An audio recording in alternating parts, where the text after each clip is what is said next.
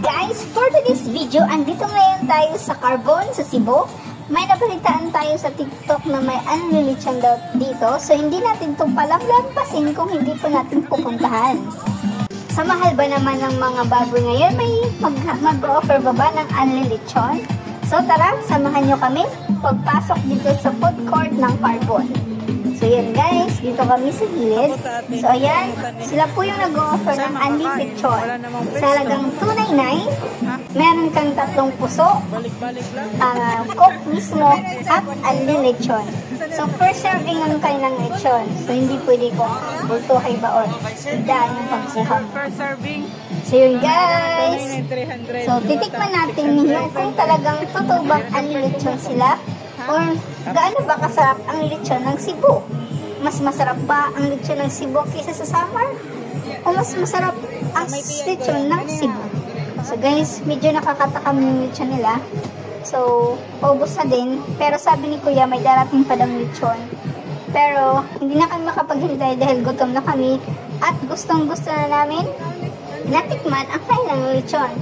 Nagigrave din talaga ako ng lechon. So guys, yung mga sikat daw, dyan po, pinapost nila yung kumakain. Gusto ko nga magpa-picture para ma-post din sa tindahan nila. Pero, hindi naman nag-offer si Kuya. Hindi nila alam na vlogger to. Sikat to, Kuya. 1 million views lang ang hinihintay ko. So yun guys. So, doon, piniprepare na po ni Kuya ang aming first date. So yun, kaso nakakasad lang, hindi na po crispy yung panit. What is panit in Tagalog? Skin ang balat. Hindi na po crispy yung balat. So ayan na guys, binigay na kay ate ang aming order. So ayan guys, titikman na po natin ang ating unlilitsyon. So dito po kami sa food court. So maraming kumakain. So yun, sa labas po may nag-zumba dance. So yun guys, samahan niyo ko kung paano ubusin ang aking pagkain.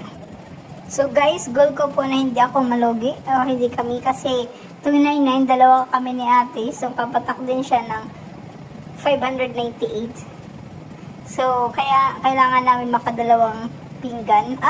Makadalawang kuha doon kay na Kuya. Pero sabi ni Kuya, balik-balik lang daw. Kasi since unlimited siya, kailangan namin bumalik. Kaso, I just found out sa pagkain ko is parang mas masarap pa rin yung lechon ng Samar. Most especially, malapit na yung May. Marami pong mga libre sa fiestahan. I can say, mas masarap ang lechon ng Samar. So, yun lang guys. Tingnan nyo guys, last ko na po pang 2 kong pinggan. So, yun, bumalik po ako.